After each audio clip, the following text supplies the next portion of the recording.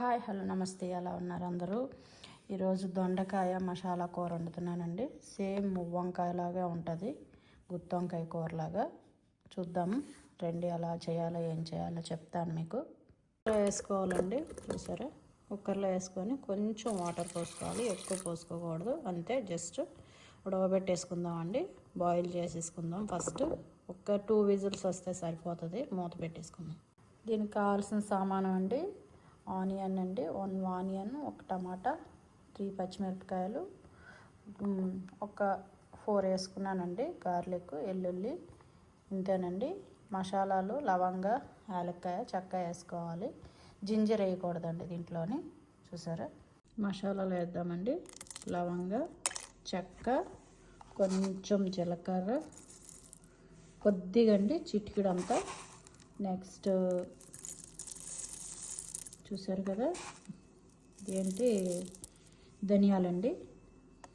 ఇప్పుడు దీంట్లోనే గార్లిక్ అండి. ఫస్టే మిక్సీ చేసుకోవాలి.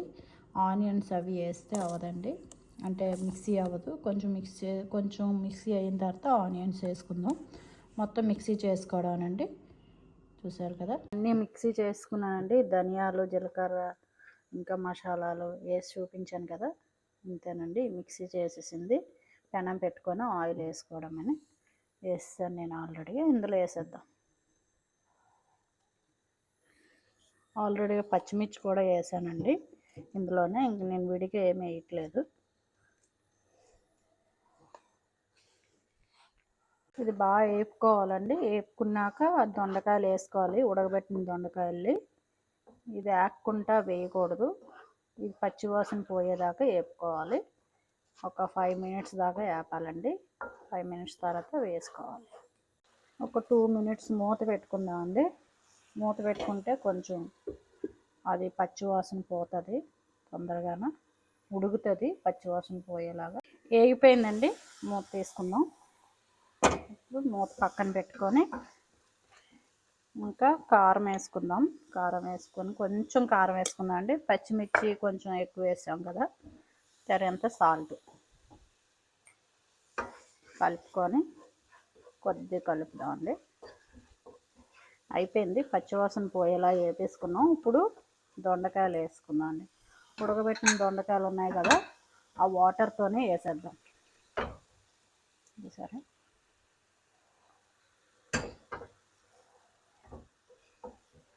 ఇందులోని ఉడకాలండి. కొంచెం వాటర్ యాడ్ చేసుకుందాం.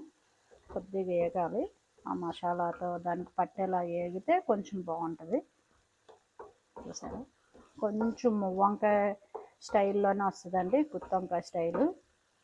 చూసారా ఎంత బాగుందో? ఇది చపాతీలకి బాగుంటుందండి, రైస్కి బాగుంటుంది, చాలా బాగుంటుంది ఇది.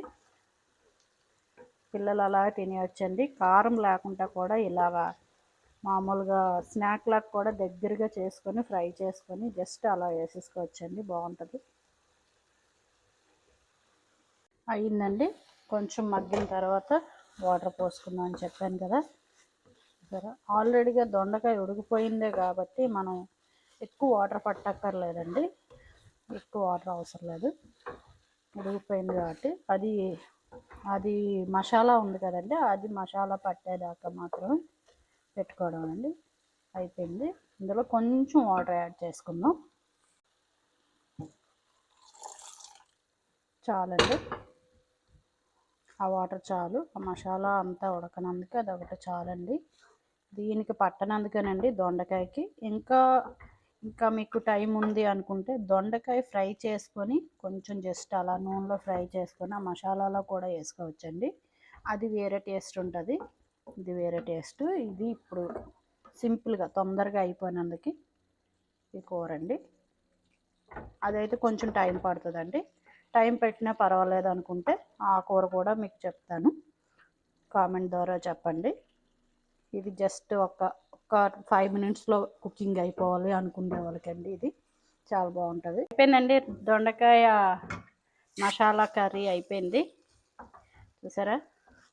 సింపుల్ అండి. 5 మినిట్స్ 6 మినిట్స్లో అయిపోద్ది. ఇది మాత్రం చాలా సింపుల్ కర్రీ ఇది. చూసారు కదా ఎంత బాగుందో? డన్. రెడీ అయిపోయింది కదండి. కూర అంతా ఎలా చేయాలో ఏంటో మీరు చూసారు కదా మొత్తం అంతా. ఒక లైక్ చేయండి, షేర్ చేయండి, కామెంట్ చేయండి. చూసారా చాలా బాగుంది కర్రీ. టేస్ట్ మాత్రం అదిరిపోయిందండి.